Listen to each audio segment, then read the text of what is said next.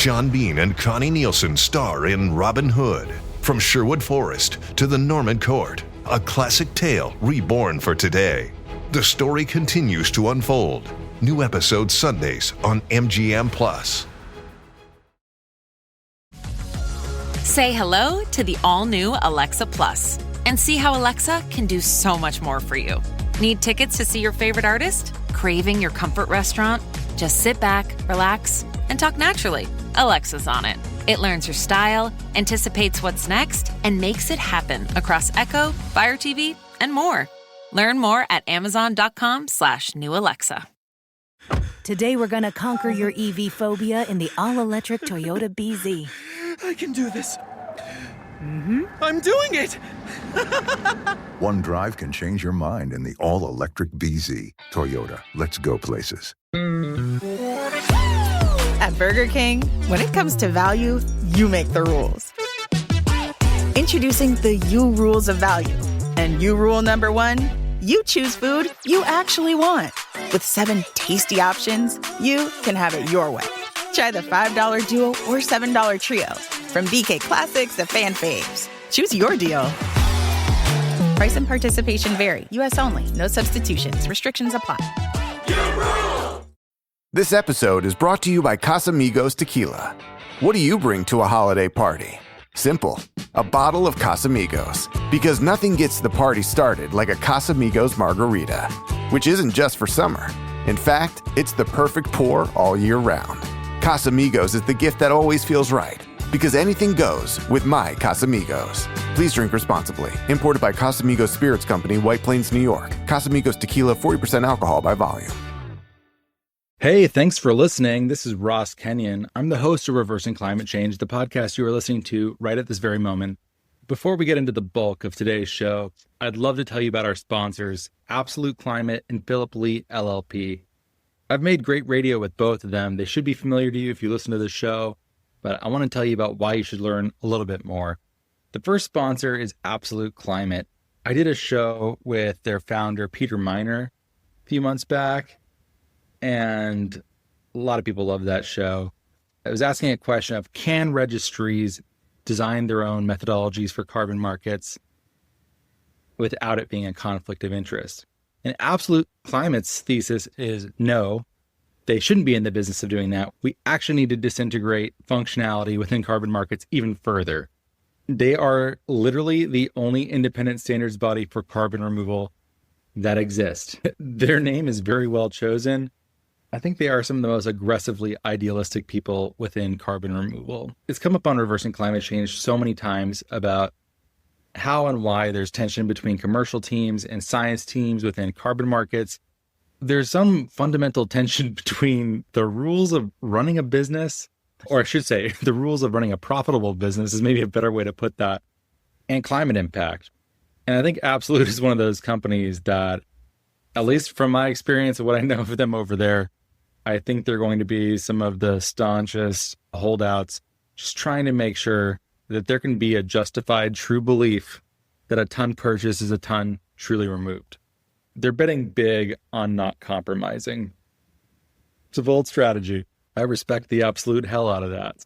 Absolute is very much doing things their own way, and they stand out to me, and I will never mistake them in a lineup. Go check them out. I really am endlessly fascinated by what they're doing. And that's also true of our other sponsor, Philip Lee LLP. In fact, I told them to pitch me on some weirder legal shows. I really like doing shows about the law. I think the law is such a fascinating part of our shared social life. It structures so much of it. It's badly understood by most people. And just structuring deals within carbon removal is hard. I'm talking grown-up deals here. Like when you're trying to put together an enormous package, complicated structuring, a lot of money changing hands, the stakes are high. You really do need a good lawyer. I'm sorry to tell you that if you are a startup out there in carbon removal, you're going to probably pay a fair amount of money to lawyers. There's just no way around it. Your choice is basically, do you get a bad lawyer or a good lawyer? One really cool thing I can say on Philip Lee LLP's behalf, well, one, Ryan Covington and I did a very fun show about how basically no one except for An elite few really know what bankability and project finance even mean. And he lays it out very clearly. If you'd like to go listen to that show, it's awesome and it's linked in the show notes. And also we ended up talking about Ernest Hemingway a fair amount too. So it keeps with the tradition of reversing climate change. One also really cool thing is that they just won Environmental Finance's VCM Law Firm of the Year. They've won it 3 years in a row, 2023, 2024, and 2025. It's the only award for legal teams operating in the VCM, and they have offices in the US, Europe, and the UK. You should check out Philip Lee LLP. Thank you from the bottom of my heart for listening to this, and thank you to our sponsors. You really make this so that it's something that in a busy life with lots of competing priorities, I'm able to keep coming back and making more reversing climate change. Thanks so much for what you do. And now, here is the show.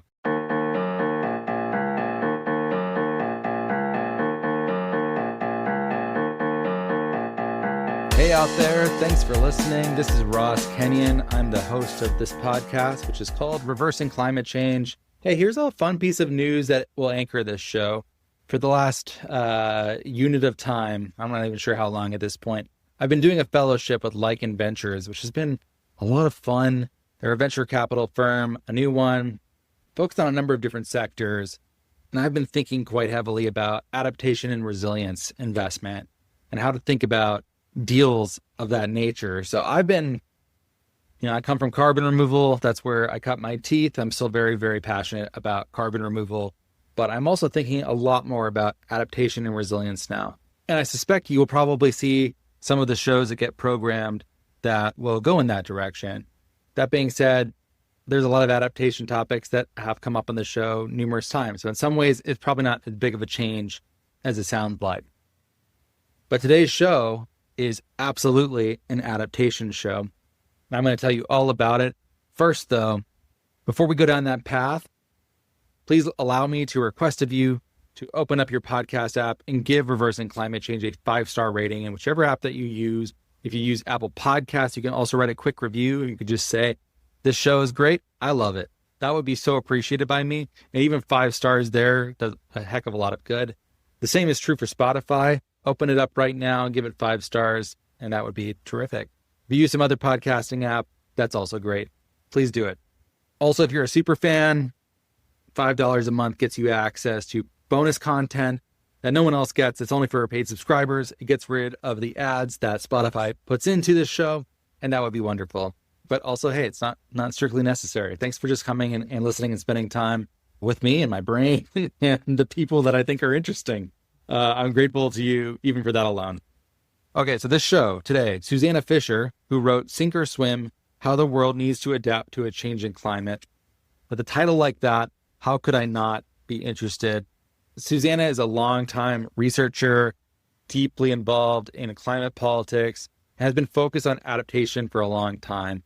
I think adaptation, at least within the climate tech spaces I've been working in for the better part of a decade, was a bit of a backwater for a long time. That's probably unfair. It probably represents just my orientation where I was focused, but it felt like adaptation wasn't as prominent when things were going better. When it felt like we were making progress, even during the first Trump administration and the Biden administration, it just felt like there was momentum behind us. Like things were going in the right direction and we were making progress on climate and mitigation was working. Decarbonization was happening. Carbon removal was starting to wake up and starting to get to scale and it was coming. And now that just doesn't feel like it's happening to the same degree. Maybe you feel some of that, maybe not. That's just sort of where it's been from where I sit. And as a result of that, the adaptation conversations are much more prominent. Everything from physical infrastructure of how should we build cities, rebuild cities, protect them, abandon them, questions like that, thinking about the spread of disease. And I just saw 10 minutes before I started recording, I just saw an article saying that mosquitoes have been found for the first time in Iceland, and that's going to have an impact on adaptation. That is something for adaptation to address. We're going to have more mosquitoes, different kinds of mosquitoes in different parts of the world than they've been previously, and that will have major implications for public health. And those are the kinds of questions that will need to be dealt with. I'm really happy that Susannah was here to write this book, to frame this for me much better than it was previously. And also just to answer a lot of the questions that I have. A good chunk of the start of the show is dealing with grief and thinking through what it means to have a fundamentally adaptationist orientation to climate. That's been a bigger switch for me. And I'm trying not to just shove all the feelings down and just get right to like, oh, well, how are we going to do personal cooling units? I'm trying to think through like how it actually feels to be in a world where this technology is increasingly necessary. That's a non-trivial thing. And thinking about the personal ethics, we start from a very small personal way of viewing this. Like, what do you do for you and your family, given that the world is changing, the climate is changing, and you're trying to protect yourselves? Should you be thinking about immigration and going somewhere else? Or do you see your role as being a helper in a place that is going to face changes and is going to be potentially hard up, but you want to be there with your community? What actually do we owe one another, and how should we conceive of our obligations, if you even believe such a thing exists? And then we start zooming out to bigger questions of how do we determine which fish stocks belong to which country or which companies, given that they're also migrating as a result of climate change? How do we avoid some of the worst problems that will result from the feedback loops that when there's mass immigration, how do we just avoid the sort of scarcity mentality that we have when, if the world is getting hotter and where people can go is limited? I think we're going to have to face a number of very difficult decisions about ethics, about governance, about food systems, about physical geography, about how we treat one another. These questions are so big. And it's one of the reasons why I love podcasting about climate change, because it truly is about everything. Everything touches this. Everything is touched by this. It's all over the place. And it's very useful to be thinking ahead, both for you personally, like how do you want to adapt? What kind of plans can you start making now? And also, what kind of person do you want to be when you're asked to adapt or when you're forced to adapt? I think being able to grapple with this ahead of time and having a plan is a really important thing for determining which kind of person you want to be in the world. What kind of legacy would you like to leave to the world when you're gone? And how do we make sure that whatever does happen, we're able to best protect people, that we're best able to make sure that the worst effects of climate change and the downstream effects of it are mitigated as much as possible. So thank you to Susannah Fisher for being on the show. You should go pick up a copy of her book, Sink or Swim, How the World Needs to Adapt to a Changing Climate. I really liked it. I like that it's oriented around questions. I think that's a really cool thing about a book. And it gave me a lot to think about. So thank you again. Here is your show.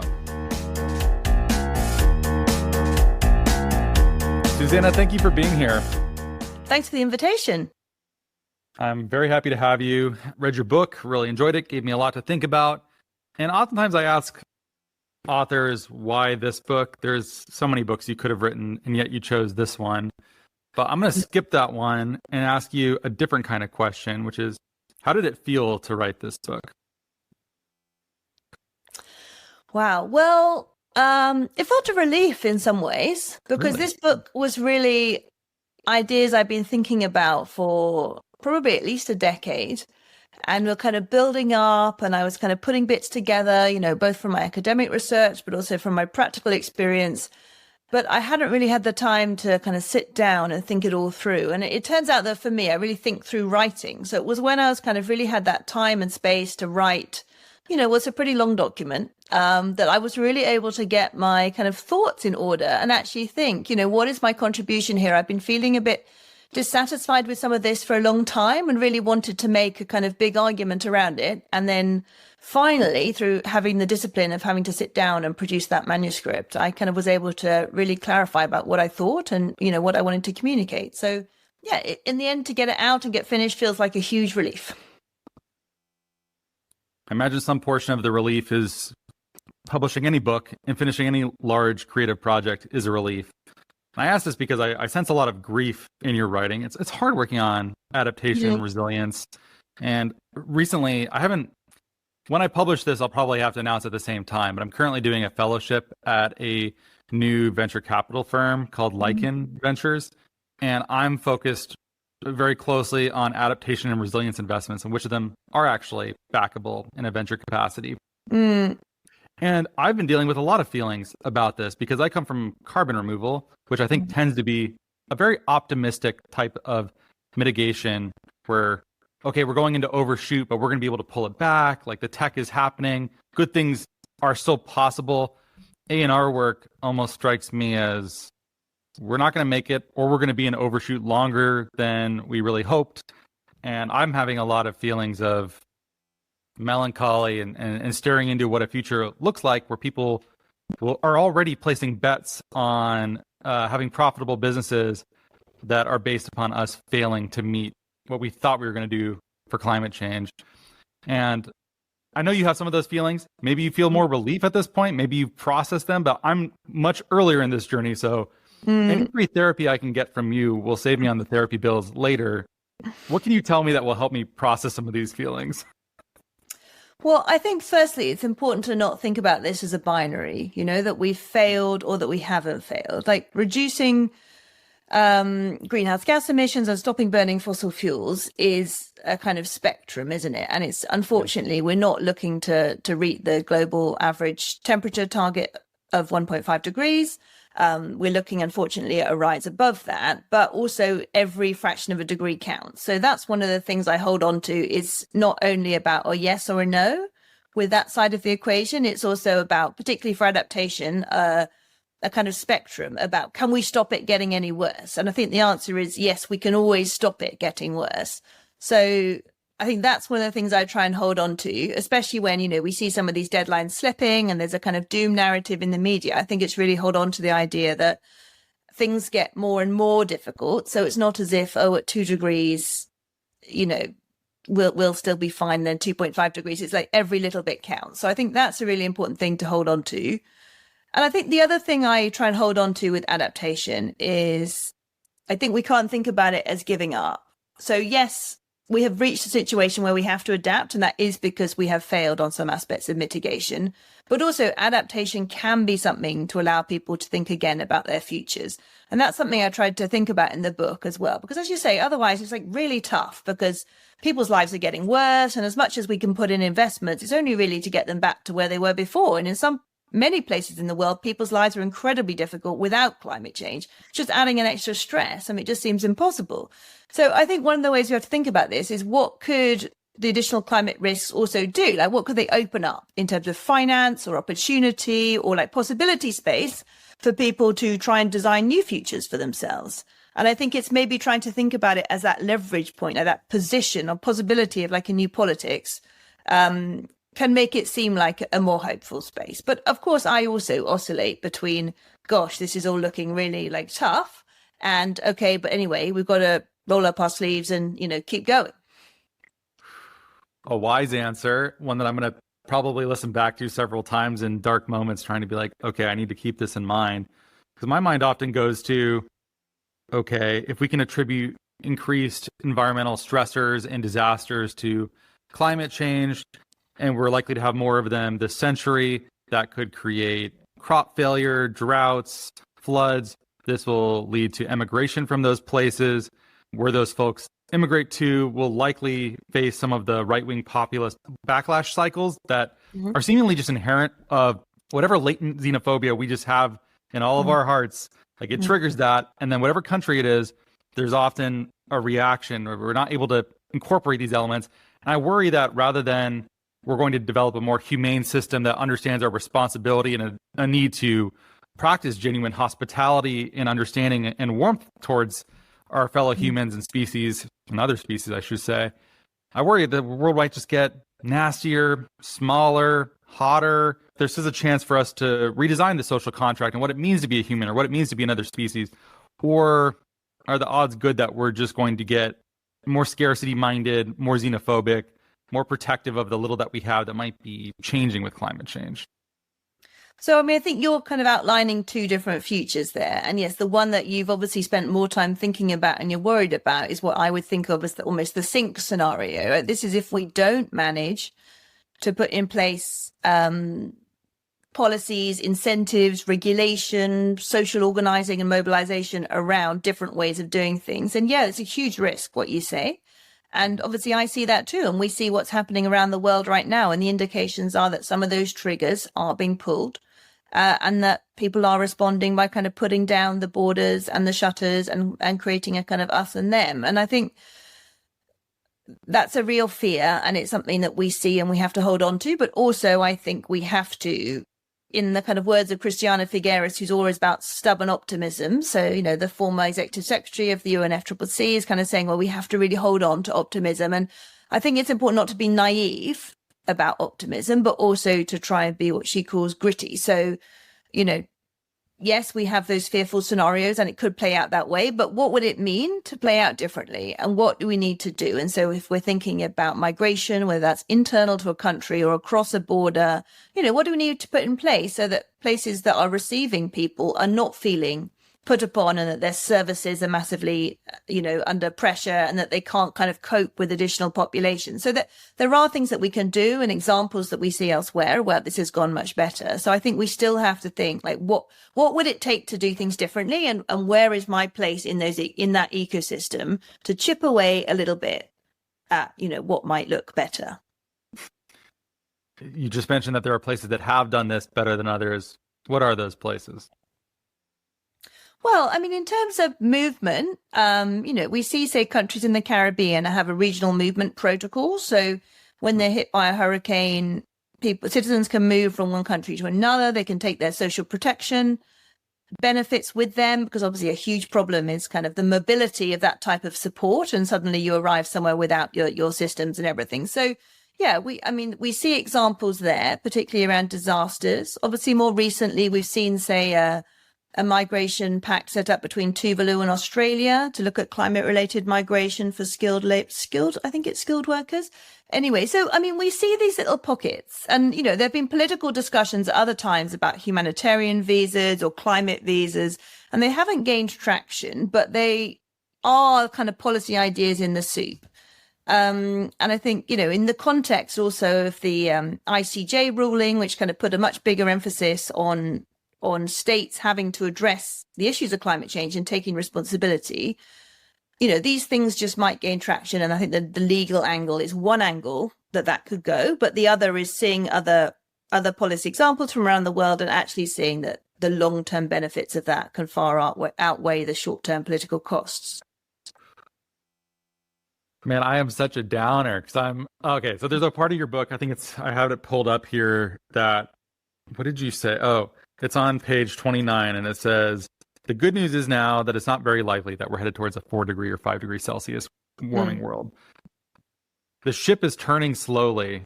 And this, I know books take a long time to come out. I've worked in publishing. This is clearly written in a different U.S. administration or... Yes. You could see that part, yeah. And then even this past week, we had the International Maritime Organization say that they're not going to be dealing with emissions in the way that we were all really hoping for that in carbon removal. Yeah. Climate multilateralism is not a popular move right now. It's endangered. What's changed? Does this compromise some parts of the thesis of the book, or is it just a temporary setback? Or I'm like hearing myself say these things, and honestly, I don't like being in this role. I like feeling more optimistic than this, and I'm having a hard time with it personally.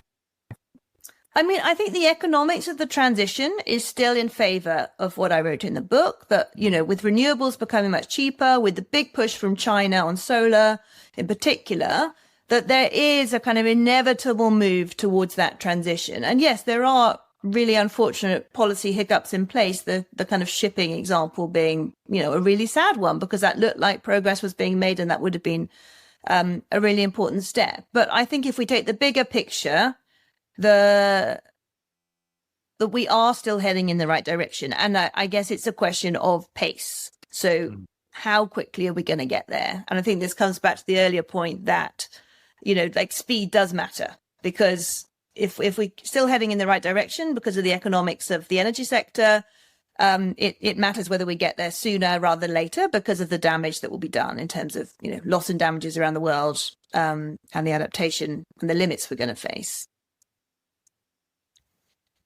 I'm able to take some comfort in what you said, that every fraction of a degree does actually matter, and does make a material difference for people that on the margin may or may not be suffering, dependent upon the actions that are taken now or in the near future.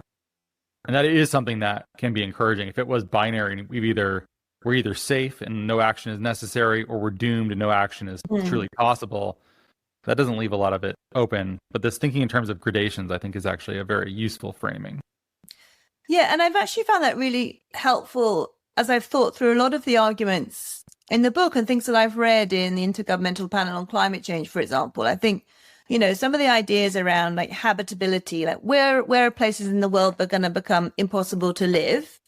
I really increasingly understand that as a question as not being such a hard limit as I had understood before, that it being quite values driven in terms of where are people willing to live? What risks are they willing to bear? What measures can we put in place to help them live there? So I do think a lot of this is about kind of gradations and we can lessen the impact. And there aren't as many hard limits as you might think. I think I'd like to start at the personal level. Well, we kind of already did, and then work our ways up to increasing levels of abstraction or ecology. I imagine every person listening to this show has had the thought, or if not, we're going to put it in their brain right now, of thinking in terms of the decades of your life and where it makes sense to build a life, where is a safe place to raise a family, how do you minimize the risks for your children over time. There's plenty of stories and research. I did a show with Clayton Aldern where we talked about some of both current generational trauma from extreme weather events, but also the epigenetic legacy of those that can pass on through generations, and how you want to minimize exposure to disaster if you at all can. So where do you choose to be?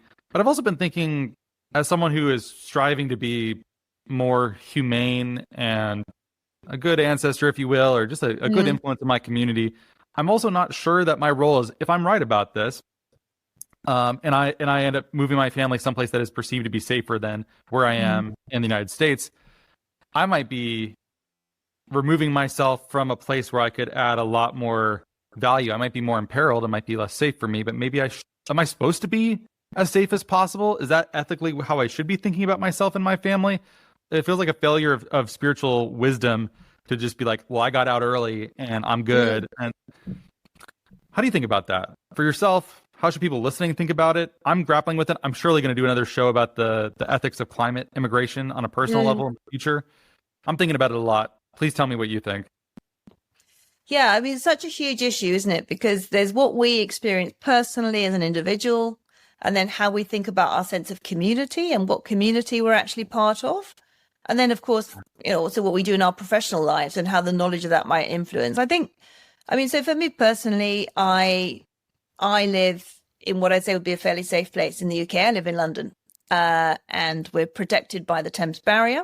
So we have a quite serious infrastructure to prevent flooding. I looked it up after you mentioned it in the book. It is really cool. Yeah.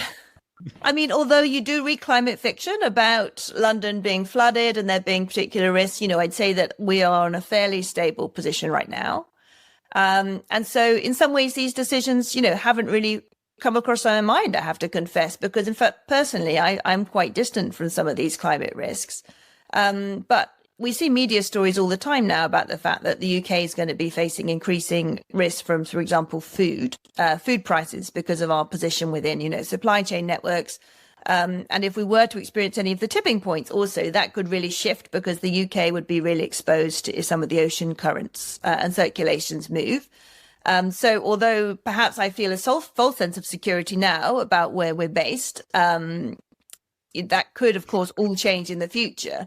Although I should say, that when we thought about buying a house, we did look at the flood maps. So at a personal level, you are looking at, is this at the bottom of a river? What's that going to look like from an insurance perspective? So you kind of are making micro level household decisions.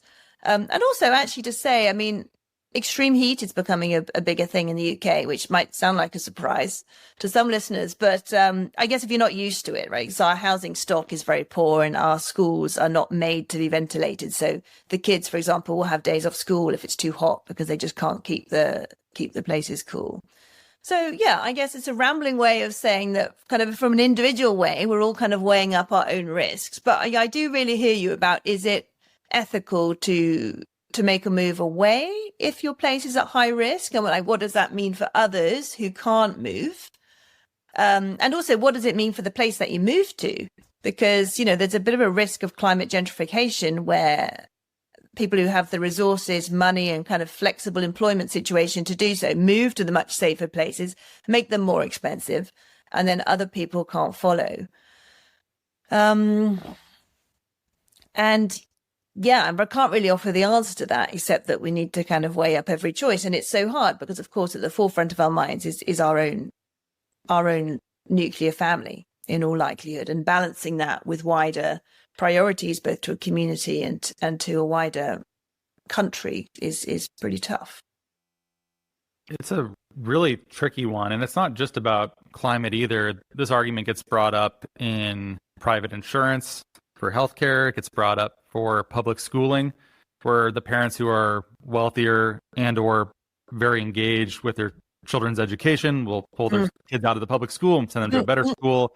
But then you just don't have parents who are as engaged as otherwise might be, who might improve the public school, or you have healthy people who opt for better insurance, but then they make fewer claims on the system, but then they're no longer there to pay into them. And if you're able to think collectively about it and abstract yourself out of it, you think, hey, this is clearly inefficient and probably the wrong way to dole out risk. But also, if you're the person whose kid has to go to a dangerous or inferior school when you have the option to otherwise, it's hard to look a parent in the eye and tell them that they're a horrible person for doing that. I feel both of those things really strongly, and the positionality really changes how one might feel about it, which is a good indication that there's maybe multiple valid perspectives here. But I'm not trying to cast a universal moral rule so much as try to figure out what kind of life I want to live and who I want to be in that world. And I think previously I would have been like, well, pull my kid out, put them in the best place for them, and everyone else can go to hell essentially. And I don't actually know that I want to feel that or be that as strongly as I once did. I don't think I'm very proud of that attitude. Yeah, but I think, as you say, when you look at it from the lens of your children or young people that it does kind of change your perspective. And I think thinking about the future of my kids in the climate change world definitely brings it home in a way that thinking about it for me doesn't necessarily. And maybe that's just a failure of imagination on my part, because we will see lots of this within our lifetimes, but it's just so hard to really feel that, whereas somehow feeling it for somebody or something whom you've got responsibility over makes it more poignant, for me at least. I think at some point you probably just enter a time in your life when you're thinking more about your own death and know that it is inevitable, and knowing that you have to die sometime makes it easier to make decisions about okay, am I supposed to cravenly eke out as many years as possible in the safest place? Or what if I could add a lot of value and help a lot of people being in a more dangerous place that might shorten it? I think as a younger person, you might be attracted to that from romantic ideals. But as you get older, mortality becomes more real. I think even that calculus becomes more real, and I'm more willing to think about it. But when I add my own children into the mix, do I need to drag them into my weird speculations about mortality and how to live life? I don't know that is also appropriate. That changes things. It sounds like maybe you're in a similar spot too, or adjacent to that. Yeah, absolutely. It's a tricky intersection. You didn't expect the interview to go this way, I don't think. Yeah. This is why I love talking about climate change, though, because it's never just as simple as, well, do we need more seawalls? Do we need personal cooling devices? That's part of it, but I think that's kind of downstream from the bigger questions that, your book is really nicely organized because it asks questions and you pose them well, but it doesn't seem like you're always telling people the exact way to slice every issue either. How should we deal with fish that are migrating in the oceans and maybe moving to different places? Do you have the final say on exactly the right way to do it? I don't think you pretend to. Well, phew, that's a relief. Yeah. Yeah, I don't either. Yeah. How do you deal with that? I didn't set out to provide the answers. And I think that's because, I'm a strong believer that there are no right answers. They're incredibly complex, political, but also been talking value-based decisions, right? So it's about what people value. And there needs to be a political contestation about that. And who am I to sit here in London and say this is right for the Pacific Islanders and their fisheries? Absolutely, I do not have the answer. But what I'm trying to do is really open up the questions, because I think the questions are quite invisible sometimes. So if we could even see what's on the table, then people can start to think on what might be the right way that we would want to address this in our place at this time. Which of your hard adaptation questions do you think are the most invisible that we should bring up right now? Well, I think the one on the role of the military, before I started really researching around that, and I've worked in adaptation for at least 15 years. I hadn't really thought about it, I have to confess. But it just, when I was reading much more widely across the literature and the kind of scholarship, it just seems so apparent to me that, the role of the army is changing and we're using them in different ways. And that could be beneficial, but it could also have some negative consequences. But it's kind of, I think, not on the table. So, yeah, I think that's a really interesting one. Coincidentally, and this is totally by accident, but Aaron Sikorsky, who just wrote Climate Change on the Battlefield, will be the episode right previous to yours. So if you're listening, well, if you want more info leave it to her because she's written a whole book on it. No, I think it's a fascinating one about the missions that are changing, about how much disaster relief and preparedness militaries are being asked to do, in addition to normal military duties. It's a really big question. And also, it's surprising to see how much they're already expected to do that is fairly invisible, I think, to most citizens. Yeah, and of course it's pragmatic, right? You've got a resource there, it's got redundancy, but it's got redundancy for a reason, so it can respond to a sudden unexpected threat. So if you keep using it to respond to, in the UK flooding often, then that has implications. But also, I think, it's a question about, do we want our disaster relief to be managed by the military? Maybe we feel it's fine in some contexts, but in some contexts it really might not be. And certain groups will, not get the benefit of that. So I think it raises a lot of questions. In the United States, we have, the military is not typically supposed to be deployed in America, although that's been more common recently. Yeah. But one thing that I have seen people talk about is that the police in the United States don't actually have as robust a set of rules of engagements as militaries do operating abroad. And the military is actually trained with a fair amount more discretion about the use of lethal force. And it's possible that that could be on net good, but also you could also just take it out and have a civilian conservation corps kind of approach that is non-militarized, non-weaponized. Yeah, like a civil defense corps, but then obviously you'd have to pay for it. So there you'd come up against whether that's how countries want to invest in their disaster planning. Also imagine the kinds of people that you would be able to recruit would change. I think a lot of people who join the military join it because of the opportunities that are there, or because they're very much invested in like that military culture. They come from a family where there's heritage in there. I don't think a lot of them are joining because they want to line up sandbags when it floods somewhere. I think that's like a different kind of person almost. And are you might not be what they feel they signed up for? Yeah. Yeah, they'd be like, "What the heck? I want to be, rocking a 50 caliber on top of a Humvee. I don't want to be out here in the dirt or fighting a forest fire. I'm not a firefighter. Now somehow I'm a firefighter. So I wonder how that might change. Also, good Aaron questions. If you're listening and you missed that, just go back and listen to the Aaron show, which I also haven't recorded, which is a paradox of time. I'm caught in a time loop right now. She's the expert on that one. But another one which I think is really interesting, which maybe you haven't got an episode right before on, is also the nature angle. So, I was also kind of struck by this fact that we don't often talk in the adaptation world. We don't talk so much about nature as we should. And, biodiversity has been very separate from the climate conversations. But not only is nature a huge way to adapt to climate change, it's also, we need to adapt nature in that species are moving up to the higher latitudes. They can't exist anymore in some of the places where they are. And unless we support those kind of movements, we're going to have these mass extinctions.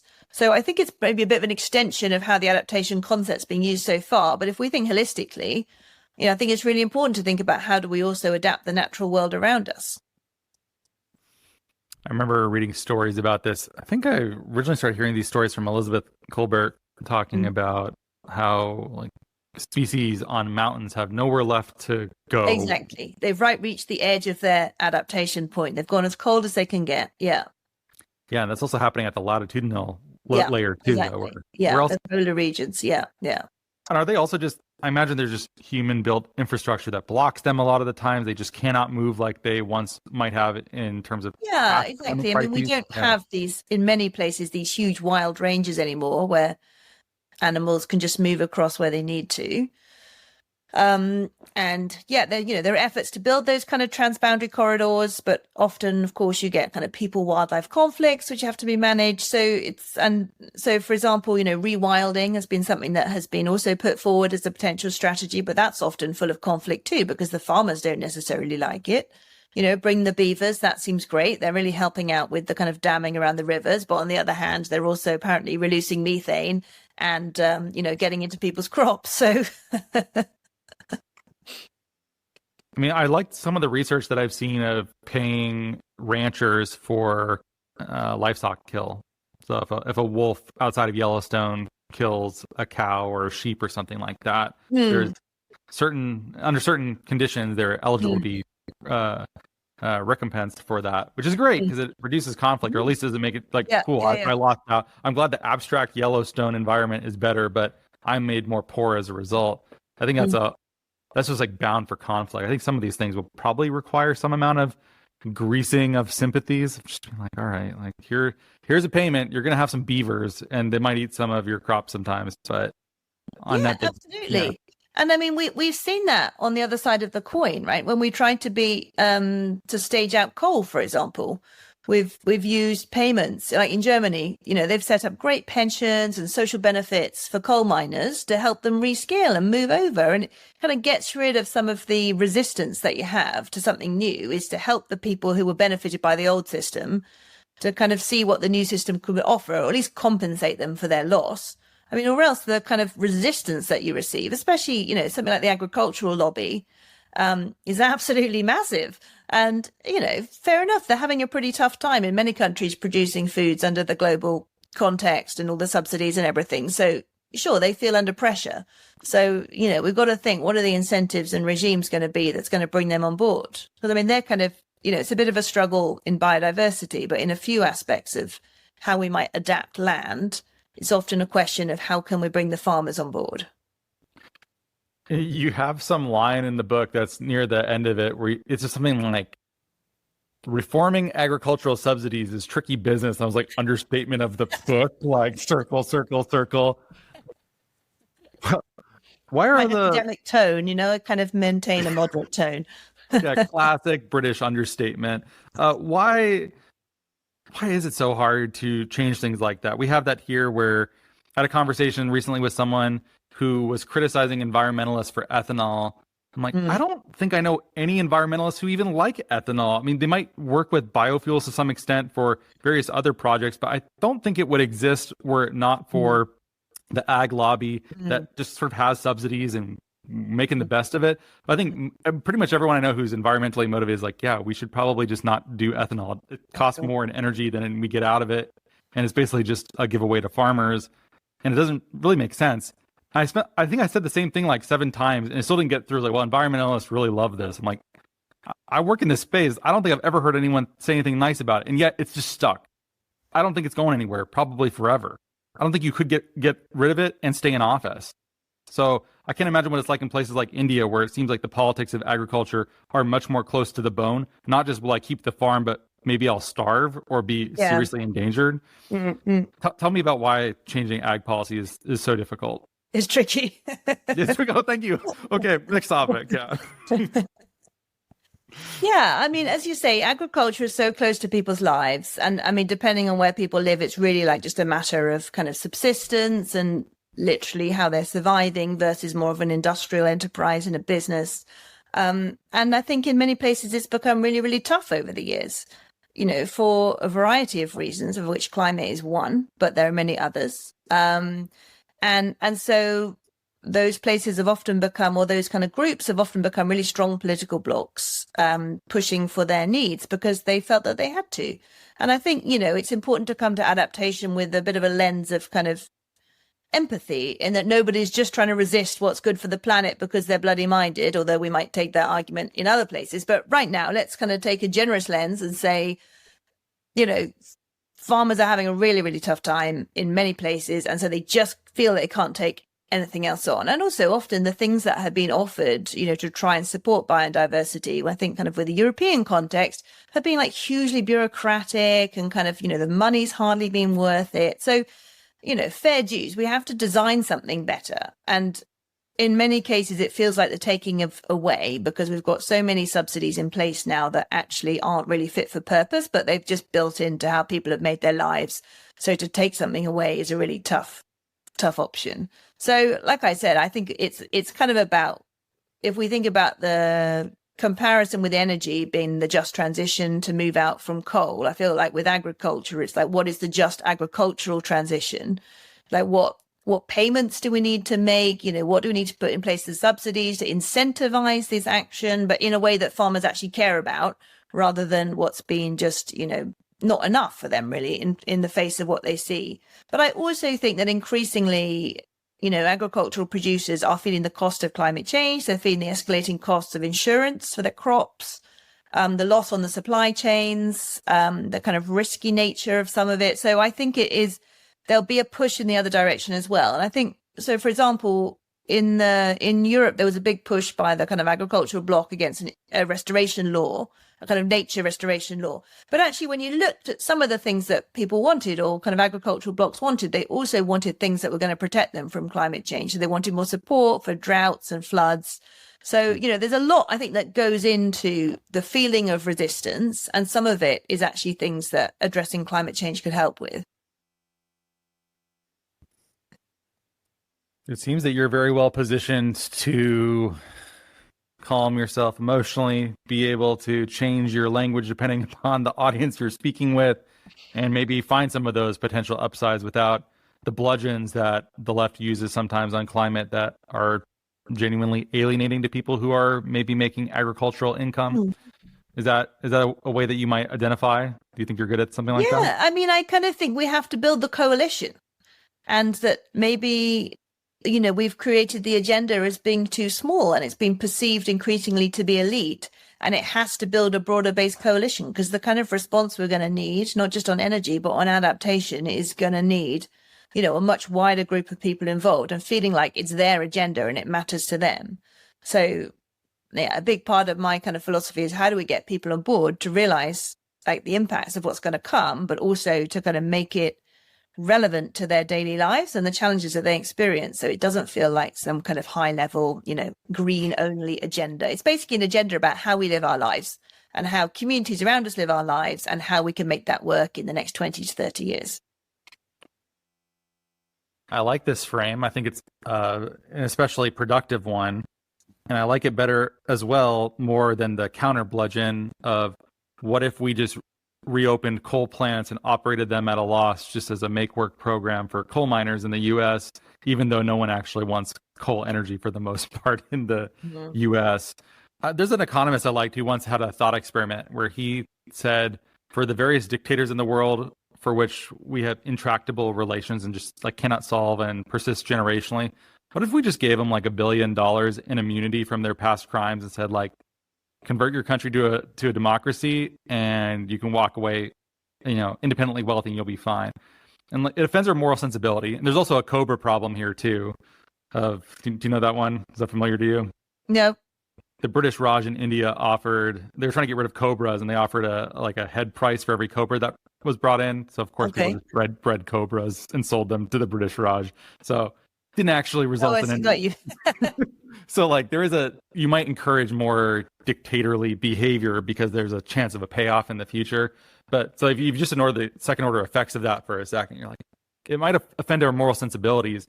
But in the US especially, I think we have an attitude that may not be as common in other places, that you chose your profession, and that hopefully involved you making a risk determination for a lifetime of productivity, that you were taking the risks of the upside and the downside of it's like you chose to be a software engineer. It seemed like a great opportunity 20 years ago. Now that's changing potentially with AI. You didn't see that coming, and too bad for you. You're now unemployed. And we would kind of say, well, like, sorry, that's just the way that it is. And maybe we do need to treat this more as a generalized insurance thing. We actually don't know when people are born who will be disabled or not. And so it makes sense to treat that as just like, it's a luck of the draw, and it shouldn't be like on the family alone to take care of family where it's just genetic lottery in that kind of way. And maybe that's true of careers too. Maybe someone chose to be a farmer or was born into that and that just seemed best, and it's changing now. And we can't just say, well, like, sorry, I guess you need to sell your farm and debt and like you may not be able to retire. Maybe we just need to think a lot of people are going to need to be paid off to do something that might just like feel better, be easier, be better for the planet in general. It comes very unnaturally to Americans. I don't know if it comes any more naturally to the British people or people in Europe, but it offends our moral sensibilities, I think, at a really core level to be like, you chose wrongly, here's $1 million as your buyout. You don't like it that much. Yeah, I mean, I guess the question is why you're doing it, because if people can, say with the software and AI example, if you've got highly skilled population there who, have made the wrong bet, or, translators being another one, they can fairly easily switch over. They've got a great skill set, it's no problem for them. And they're also kind of not holding anything back for the greater good, as far as I know. But if there is a software lobby, we can discuss that. Yeah. I guess the issue of the kind of reskilling agenda, or like the supported move agenda, for me is when those kind of employment groups are like seriously blocking action that we need for the collective good. So, if we really can't make progress on how we manage land in a biodiverse way, for example, because the agricultural blocks just won't allow it, then that for me is when there's a kind of collective case for, okay, well, we're going to have to, pay out essentially to transition this over and to help those groups kind of see the bigger argument. And perhaps it does come easier from a more kind of state interventionist perspective, which is, I guess what we're sitting over here on the European side of the fence. And maybe we can try that first here and, see how it works, because I guess it's not like solutions are going to be rolled out globally. So I guess it's going to be a situation of people are going to try something, see what works, try a bit more, lessons will be learned, hopefully. So let's see. Finished training for the day? Time to fight post-workout fatigue with Core Power Protein Shakes. They're packed with 26 grams of high-quality protein to build muscle and electrolytes to help hydrate. The nutrition you need to help your body replenish, rebuild, and repair post-workout so you can power on to the next one. Champion your recovery with Core Power. Visit corepower.com to learn more. Meet the computer you can talk to. With Copilot on Windows, working, creating, and collaborating is as easy as talking. Got writer's block? Share your screen with Copilot Vision to help spark inspiration, and use Copilot Voice to have a conversation and brainstorm ideas. Or maybe you need some tech help. With Copilot Vision, Copilot sees what you see. Let Copilot talk you through step-by-step guidance so you can master new apps, games, and skills faster. Try now at windows.com/Copilot. The family that vacations together stays together. At least, that was the plan. Except now, the Dastardly desk clerk is saying he can't confirm your connecting rooms. Wait, what? That's right, ma'am. You have rooms 201 and 709. No, we cannot be 5 floors away from our kids. The doors have double locks. They'll be fine. When you want connecting rooms confirmed before you arrive, it matters where you stay. Welcome to Hilton. I see your connecting rooms are already confirmed. Hilton, for the stay. A lot of these problems feel that they don't fit inside of most of the timelines that politicians work with. Like this might be some abstract, generalizable good, but if you're up for election, this might just represent a tax hike. Seemingly that's a giveaway to like a powerful lobby. I don't know if it's good politics. And that's the problem. I think lots of adaptation is long-term risk management. It's not short-term good politics. And that's why we haven't really progressed so much. I mean, yes, you're right. On the one hand, the cost of something like that, but many other things as well, like preventing people from building along coastlines or, stopping businesses going into floodplains. All of that doesn't look good when at the same hand, you're arguing for affordable housing and, business growth and the kind of stability of your town. So, I think one of the central questions I'm wondering in the book and in myself now, in my future work, is that how do we manage that short-term political cost and that long-term political and economic and societal gain? Like at what point will those longer term, and I say longer term, but really I'd say like medium term now, when will those benefits be able to win out? and like what are the conditions under which they'll win out. Do you have an answer or a speculation, wild or otherwise? Do I have any speculation? Well, I was just going to suggest maybe we should have longer term political cycles, but then I thought, oh God, I don't actually know if that's a good idea. I mean, yeah, it might face its own problems, but yes. Yeah. I mean, like other people have thought about this in terms of, should we engage young people? Should we have like advisory councils that kind of set the broader tone, on these kind of issues? And then the government is trying to kind of just deliver within. So like in the UK, we have something called the Climate Change Committee, and it's independent, and it at least provides it has a mandate to look back and report on how the government's doing. So it's a way of verifying whether we're making progress that doesn't sit only with the political party of the day. But so saying, their most recent report on our adaptation progress said we were making inadequate progress. So we have the ratcheting mechanisms in place, but it's still not perfect.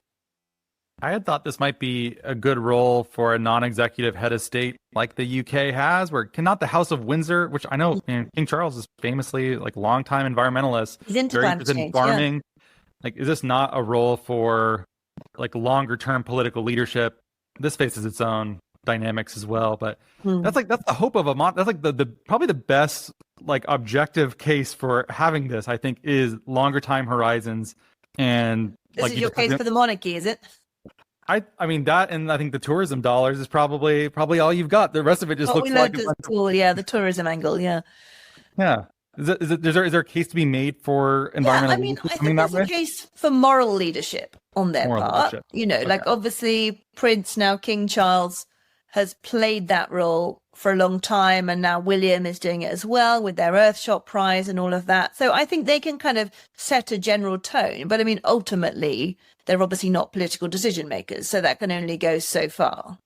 I've also read that the rivalry for moral leadership, even between father and son on that, is pretty tense. So like even having the Earthshot Prize is like you're stealing thunder from the king right now, and you shouldn't be doing this.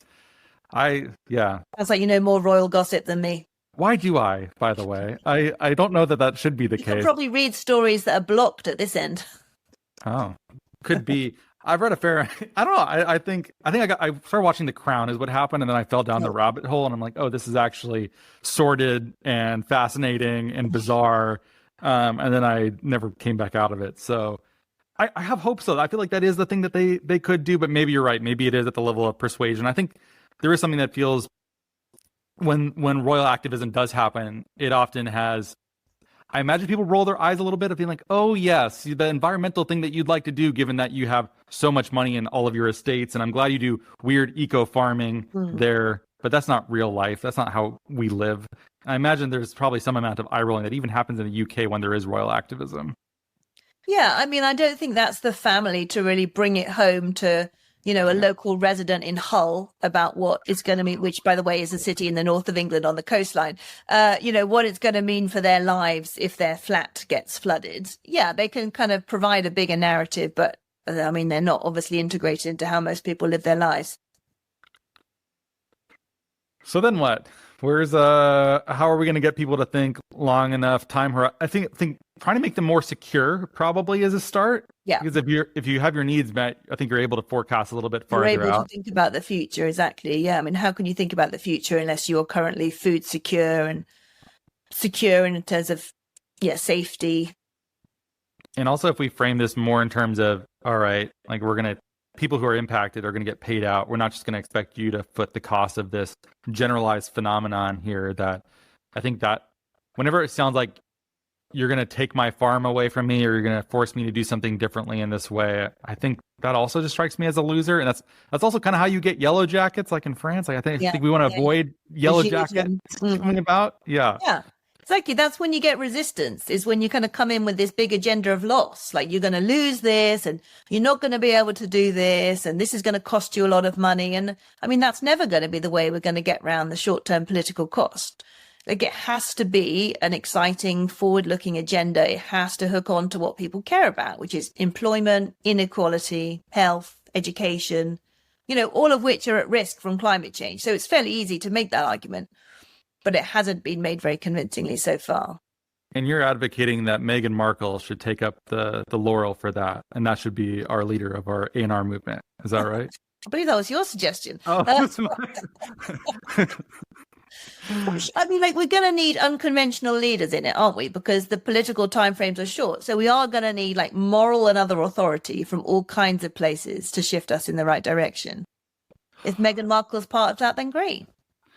I just watched that new Netflix 3-parter Spike Lee New Orleans documentary about Katrina and the aftermath. And even not seen it yet.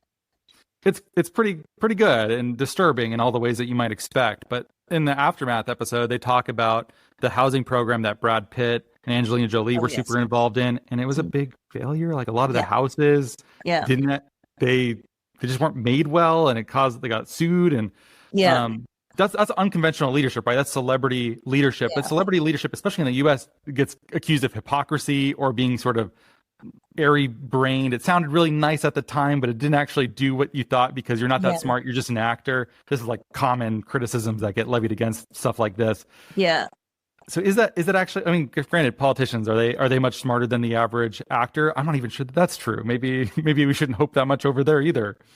Well, I guess, a politician, when they decide to, for example, do disaster relief, they're obviously not designing exactly what they do themselves. So at least we can say, like with the state, if a politician's like, right, we need to do this, we'll invest the funds, then hopefully you'll have enough of a civil service behind there to make the kind of right decisions and find the right technical options. Obviously, it's hugely problematic when you have individuals who've got enough money to jump in, but don't really have the know-how to do it. And we see that in a fragmented way in multiple countries. And I guess the question is, how can we harness those people's enthusiasm and effectively their money into something that is more systemic? Because also, a dot here and a dot there, if it's not joined up, it's not going to be enough. Susannah, thanks for being here. I'm grateful that I got a chance to read your book. And if you're listening, you should go pick up a copy of it and read it. It made me think. There's so much about adaptation. We barely even scratched the surface of it in this episode. There's so much more to say. So thanks for entertaining what is likely to be your only interview kind of like this, I think. Thanks, Ross. It's good to chat.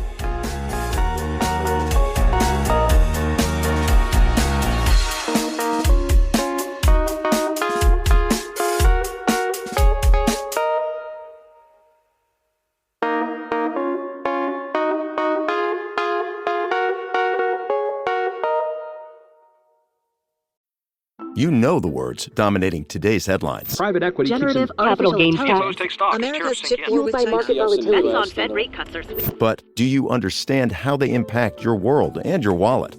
In a world that skims the what, understand the why. Because context changes everything. Subscribe at Bloomberg.com.